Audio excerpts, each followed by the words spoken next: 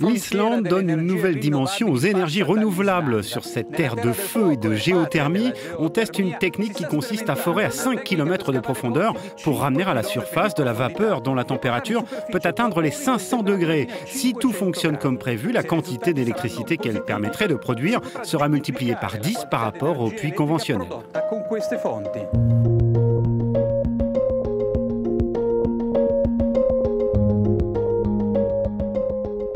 L'Islande exploite depuis des années la chaleur située dans les entrailles de la Terre, notamment pour produire de l'électricité. Aujourd'hui, la péninsule de Reykjanes dispose de l'un des forages les plus profonds du monde, permettant d'atteindre la vapeur supercritique. Un mélange d'eau et de roches fondues à plus de 500 degrés situé près des poches de magma. On doit creuser plus profondément et aider un petit peu la nature à faire sortir la chaleur du sol. Si on découvre un fluide à cette température, on se trouve dans des conditions qu'on appelle supercritiques. Et si on peut amener le gaz jusqu'à la surface et jusqu'à une centrale électrique, alors on espère atteindre une production de 30, 40 ou 50 mégawatts.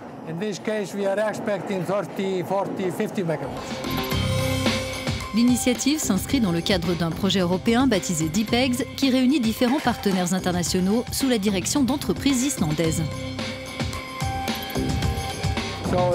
Ces expériences menées en Islande peuvent être reprises en Italie. Même chose pour les expériences qui ont lieu au Japon ou en Nouvelle-Zélande. Donc on peut utiliser les mêmes techniques, c'est une démarche d'apprentissage. On aime apprendre les uns des autres. L'une des principales difficultés pour l'équipe, c'est de déterminer la composition du sous-sol pour ces forages. Il faut prévenir d'éventuels dégâts qui pourraient toucher la structure et poser des questions de sécurité. Creuser dans l'inconnu, c'est un grand défi pour nous. Aujourd'hui, on n'a aucun moyen de voir exactement dans quoi on creuse. Le problème que l'on rencontre touche à la chimie des fluides. On doit faire face à de l'entartrage, de la corrosion et d'autres choses encore. Forer l'écorce terrestre n'est pas sans risque car on peut atteindre accidentellement une poche de magma, voire générer de petites secousses sismiques, en particulier dans les zones volcaniques.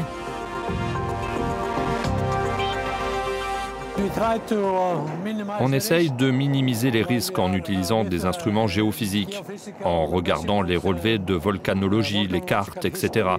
Mais aussi beaucoup d'outils scientifiques avant de forer.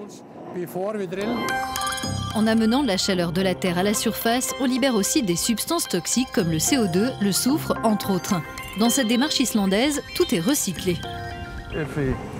Comparons une centrale électrique à une boîte. On doit tenir compte de chaque ressource qui entre dans la boîte. L'énergie, l'eau chaude, l'eau souterraine. Identifier chacune et les voir comme des apports de valeur qui ne doivent pas être gaspillés. Les résultats définitifs du projet devraient être connus d'ici fin 2018. Si cette technologie permet effectivement de produire plus d'énergie que les puits conventionnels, on construira à terme moins de forages et l'impact sur l'environnement sera moindre.